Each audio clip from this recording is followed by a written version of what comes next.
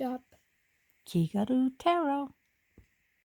For entertainment purposes only. Only? Only. Merry Christmas. Thanks for tuning in and listening to my next story, my next installment. This time I'm going to talk about family because it's the holidays and we tend to gather our family around. We didn't in COVID, but this year there's a lot more availability. And in fact, recently I was able to see one of my sisters because things are getting a little bit better. And it was an outdoor gathering so that we could keep masks on, be outdoors. There was some a little bit indoors, but we had masks on, so it was really great to see her again. In fact, I'm going to show you a picture of my sister. And we were so excited to see each other, we did the very same face. So here it is.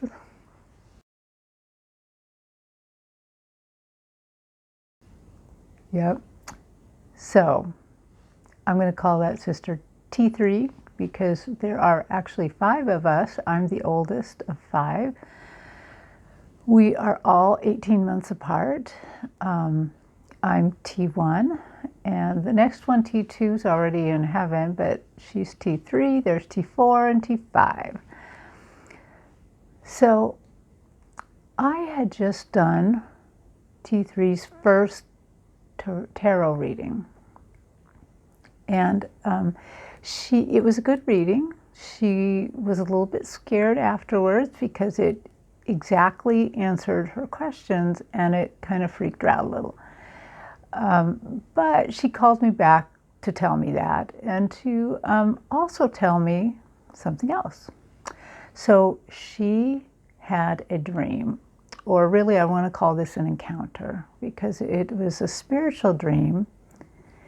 And it's important. It actually gives us some clues to what happens on the other side of it. In her dream, she was going to a family reunion. And she was really excited about this family reunion. She was excited because even though in her head she knew our grandfather, my maternal grandfather, had already passed on, but she had heard that he was going to be there. And she was so excited. So in her dream, she went to the party and she just got in the door and she's greeting cousins and talking to people. And then she learned that he had just left. Grandfather wasn't there. And as she's talking to somebody, and even in her head, she said, I was thinking I should just go home now because I only really wanted to see him the most. And somebody in the background piped up and said, hey, why don't you call him? Here's his number. And she wrote the number down, but not on anything that she could transfer it to for us. And she went outside.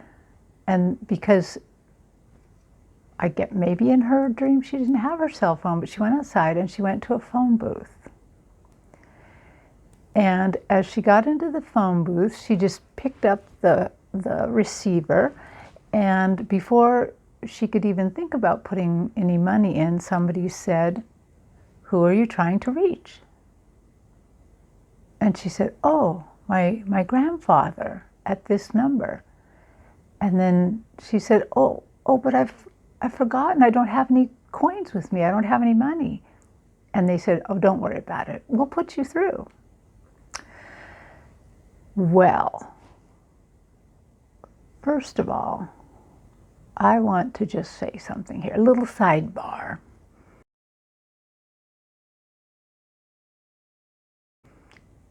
I don't know about you, but whenever somebody I dearly love has passed away, as I'm starting to get used to that idea, and maybe I'm doing stuff at home, or I see a funny show or something that I know they would have liked, they would have laughed at if I called them, I, without thinking, saying, oh, I should just call them. I should just call them right now and tell them about that.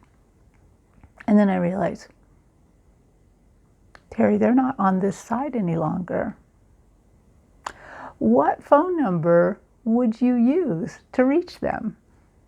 You know, I had to poke fun at myself a little bit. But how handy is it that my sister got a number?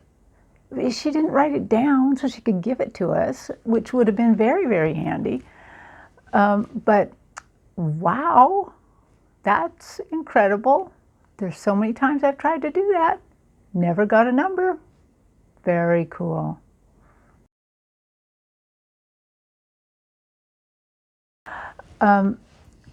So as the operator was putting her through, and by the way, do you think the operator had to be an angel, right? Right? Yeah. And so the operator put her through and he answered, and her heart just swelled, just like, it's him, it's him. And it turned out he was just in the next room. So it seems he had already reincarnated. He was different and he had a new family. But they had just went to the next room to celebrate. And so she got off the phone and she went over and knocked on the door, and there he was. There he was. But because he's reincarnated, he didn't look like him. He was incredibly tall, and she said he had curly dark hair. No gray or anything, just curly dark, probably in his late 30s, early 40s. And his whole family was there, his wife and his children. And they were just getting ready to sit down for dinner. And he came over to her and he just wrapped her in his arms, just held her to him. And she said she just felt love coming off him, just felt so loved. And she was trying not to, but she started to cry and she wouldn't let go of him. She started to cry, and she heard him, because he's so tall and she's quite tall, and could look over her shoulder, and he just nodded to his family and asked them to start eating. And so they started eating, and they would glance up from time to time, watching this strange woman crying a lot, because after a while she just really started crying. That really ugly cry, she said, that one where you're snorting and crying and snorting and crying, and he's still not letting go of her, even though she's clearly, crying on his clothes a little. And the people would glance up from time to time, but he would just nod at them, and finally she cried so loud she woke herself up. And she said she just woke up feeling so loved, but so just crying, still crying the whole time. So I'm glad I wrote it down, though, because while I remember my spiritual dreams, she does not. So she doesn't remember this now, which is sad, because this really, really spoke to me. So a few things to think about. During the holidays, our loved ones are very near, and I really, really feel that veil has thinned a lot.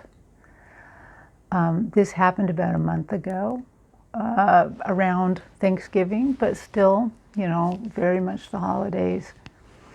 And I also think that our oversoul is always in heaven, and even if they reincarnate, we can still get in touch with them. So I don't think it's logical to say, oh, they must have already reincarnated and that's why I can't get a hold of them. I don't think that's a good thing for mediums to say. I think they should just, if they can't get a hold of them, they should just say they can't get a hold of them. That happens sometimes where you just can't. It happened to me the other day. So amazing. Okay, so happy holidays, everybody.